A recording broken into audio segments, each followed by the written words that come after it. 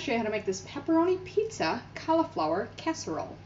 Okay, so you're going to need 1 medium head of cauliflower. I've already washed that. I'm just going to cut it up into chunks. Then it calls for 2 tablespoons of heavy cream or pure cream. I don't have any on hand. And for just 2 tablespoons, I'm just going to go ahead and use this whole milk or full cream milk. But if you've got cream, by all means use that. Then we need a tablespoon of butter. You're going to need 3/4 cups of shredded cheese. It calls for mozzarella. I've got cheddar on hand, so that's what I'm going to use. Salt and pepper to taste. And 20 slices of pepperoni divided. 8 in the cauliflower puree and the other 12 are going to go on top. So I'm just going to cut this apart into florets.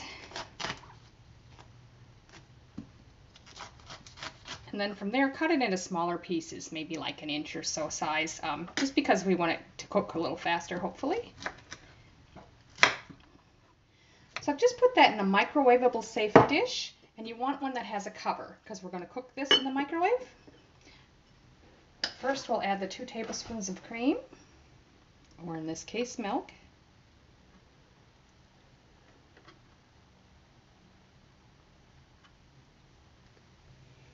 And the tablespoon of butter. Just going to try to put that underneath a little bit so it doesn't stick to the lid when I cover it. So it says to put it in the microwave for 10 minutes, then stir it and go another 6. I'm going to just check it sooner than that. I think I'll stop it at 5 minutes and stir. So while that's cooking, I'm just going to go ahead and preheat the oven. You want it at 375 Fahrenheit, which is about 190 Celsius. Okay, I did end up going the full 16 minutes, but I stopped it twice during and stirred it up and just sort of checked everything. This is looking pretty good. Now the original instructions say at this stage to put everything in your blender or food processor and puree it. This and some of the cheese and the pepperoni. I've lost a good blender doing that once, and the instructions on most of them do say not to put hot foods in them, so I'm just going to use a stick blender, but you can do it however you like. Now, added to the cauliflower, you're meant to take 8 slices of the pepperoni, and I've just diced those up because I knew I was going to use the stick blender. I thought it might make it a little easier.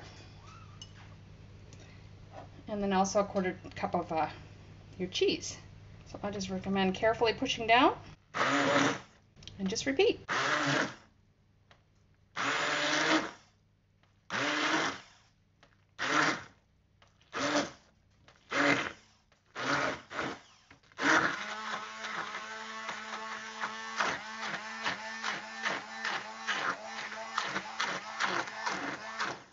Now just add a little salt and pepper to taste.